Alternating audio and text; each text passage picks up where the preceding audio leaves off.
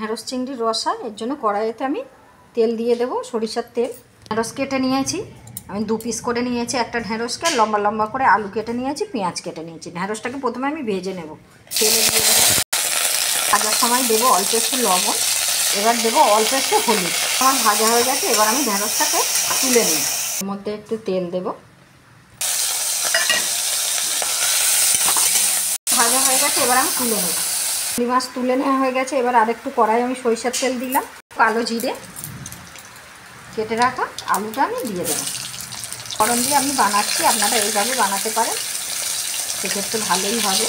আলুটা একটু ভাজা হয়ে এসছে, দেবো কোঁচানো পেঁয়াজ। আগে পেঁয়াজটা দিলে হবে না, কেননা আলু ভাজা হবে না আর পেঁয়াজটা পুড়ে যাবে। একটু ভাজা করে নিয়ে তবে আর পেঁয়াজটা দিতে হবে। পেঁয়াজটা আমার ভাজা হয়ে গেছে, এর মধ্যে দেবো স্বাদ অনুযায়ী লবণ। এর মধ্যে আমি কিছু মশলা অ্যাড করবো। এতে আছে ধনিয়া গুঁড়ো, হলুদ গুঁড়ো, লঙ্কা গুঁড়ো, জিরে গুঁড়ো, আর বেশ অনেকটা সর্ষে বাটা আছে, দিয়ে দেবো, একসঙ্গেই দিয়ে দিলাম।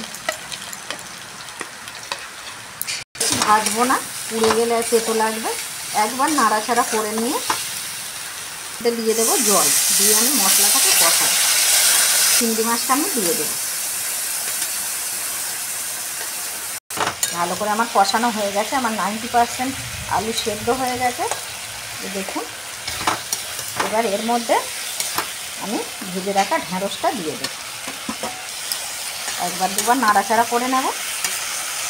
তো আগে থেকে আমার ঢেঁড়সটা ভাজা ছিল, আর বেশি ভাজার দরকার নেই। এবার আমি এর মধ্যে জল অ্যাড করে দেবো। আলুটা একটু হোক, তারপর আমি দেখাচ্ছি। হয়ে এসছে, এবার আমি নামিয়ে নেব, গ্রেভি বসে যাবে। হয়ে গেছে আমার ঘরে থাকা উপকরণ দিয়ে আজকের রেসিপি ঢেঁড়স চিংড়ির রসা। কেমন হয়েছে কমেন্টে জানাতে কিন্তু ভুলবেন না। আর ভালো লাগলে লাইক কমেন্ট একটা শেয়ার করবেন। রাখলাম, ধন্যবাদ।